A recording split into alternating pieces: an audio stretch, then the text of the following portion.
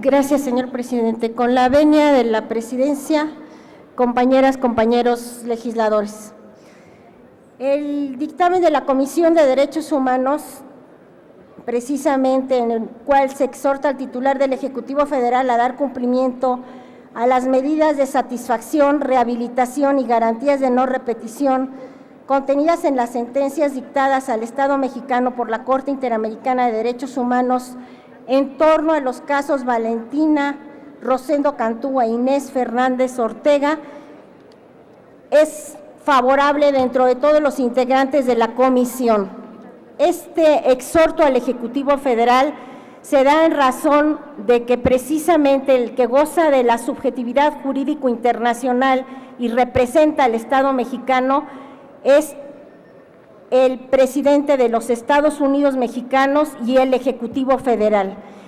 Las sentencias dictadas por la Corte Interamericana de Derechos Humanos son sentencias que responsabilizan al Estado mexicano, por tanto, el que debe de velar por su cumplimiento es el Ejecutivo.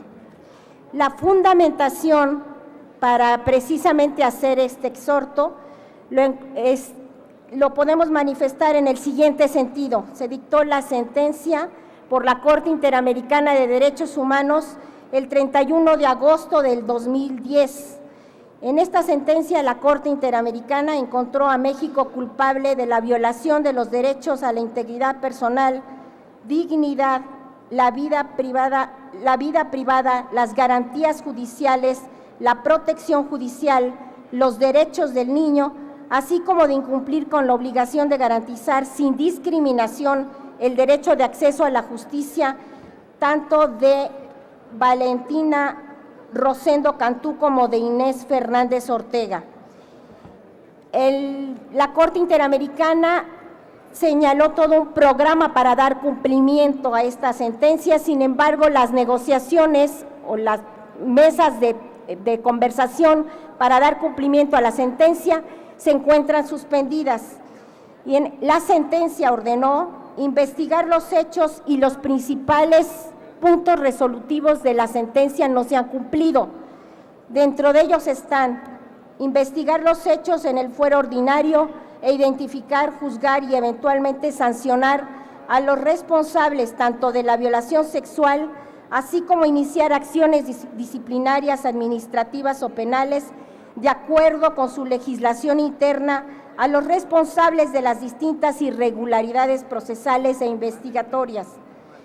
Segundo, reformar la legislación federal y militar, situación que no se ha hecho, con el fin de que se establezca de manera clara y precisa, sin ambigüedades, que la justicia militar debe abstenerse en cualquier supuesto de conocer sobre las violaciones a derechos humanos atribuidas a miembros de las Fuerzas Armadas mexicanas, sin importar si estos se encuentren o no en servicio activo.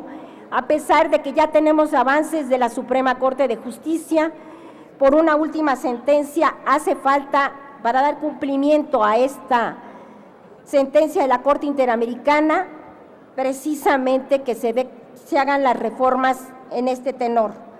Pagar una indemnización económica por el daño material e inmaterial a Valentina Rosendo Cantú y a su hija, así como el reintegro de las costas y gastos y brindarles tratamiento médico y psicológico y otorgarles becas de estudios en instituciones públicas hasta la conclusión de estudios superiores, bien sean técnicos o universitarios.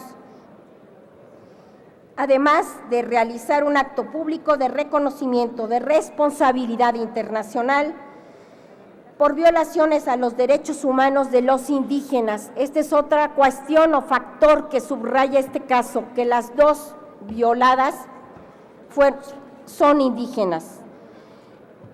En base a esta sentencia,